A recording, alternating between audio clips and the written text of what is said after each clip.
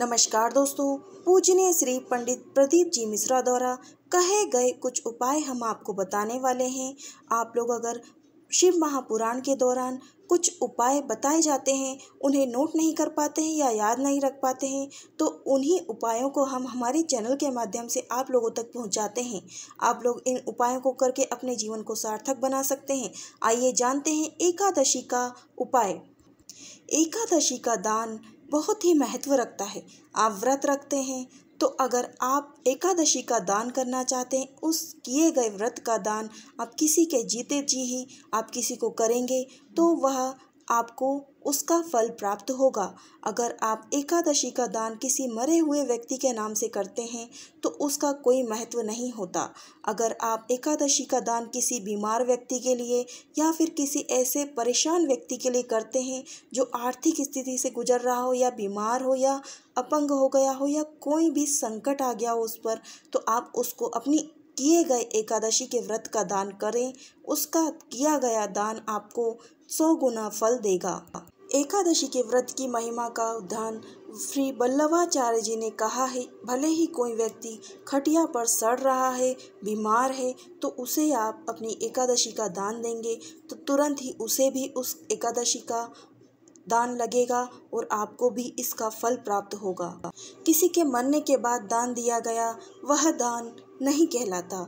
अगर कोई मर जाता है तो उसकी आत्मा 10 दिन तक घर के पास आसपास रहती है, घर की अटरिया पर रहती है। 10 दिन के बाद जीवात्मा चली जाती है। फिर 3 दिन में उसे भोग भोगना पड़ता है। 3 दिन नरक का भोग भोगती है, फिर उसके बाद स्वर्ग का भोग भोगती है। 18 दिन में उस जीवात्मा की प्रोसेस पूरी हो जाती है। 18 दिन के बाद उस जीवात्मा को धान के खेत में पटका जाता है। धान मतलब चावल के खेत में पटका जाता है। इसीलिए कहा जाता है कि चावल नहीं खाए जाते एकादशी के दिन। एकादशी के दिन चावलों का प्रयोग बिल्कुल नहीं करना चाहिए और यह भी नियम है कि द्वादशी के दिन चावल खाना जरूरी है। अगर एकादशी का आप पालन कर रहे हैं, उसका फल चाहिए तो आपको द्वादशी के दिन चावल जरूर खाना चाहिए, उसी से आप उसका पारण करना चाहिए।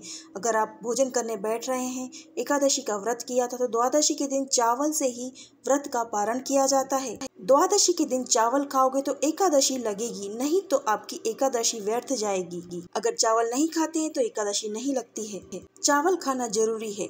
इसलिए धान के खेत में जीव को छोड़ा जाता है। उस धान के खेत में जीवात्मा रहती है, उसमें चिड़िया भोजन करती है, कोई भी जानवर भोजन करता है और वह मनुष्य के रूप में जन्म लेता है। इसलिए कहा गया है कि एकादशी के दिन चावल नहीं खाए जाते हैं और द्वादशी के दिन चावल खाकर ही पारण करना चाहिए। इस व्रत को खोलना चाहिए। जीव हत्या का दोष लगता है अगर हम एकादशी के दिन चावल खाते हैं तो आप भी ध्यान रखें। अगर आपके घर में चावल बनता है तो आप उस चावल को बिल्कुल ना खाएं और इस बात का ध्यान रखें कि एकादशी से भी भूल से भी चावल ना बने।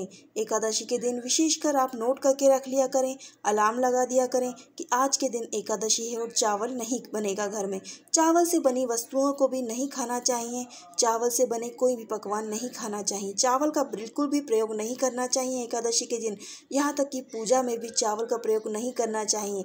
आप तिल का प्रयोग कर सकते हैं। द्वादशी के दिन चावल खाने से हमारे जो भी पुण्य होते हैं वह हमें एकादशी के व्रत से मिलते हैं।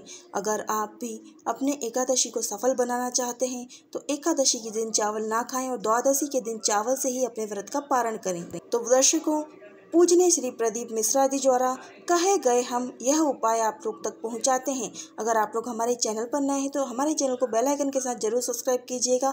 बगल में बेल आइकन दिख रहा होगा, उसे भी प्रेस करके ऑल पर क्लिक कीजिएगा ताकि हम जब भी कोई उपाय बताएं आप तक सबसे पहले पहुंचे और आप अपने जीवन को सार्थक बना सकें।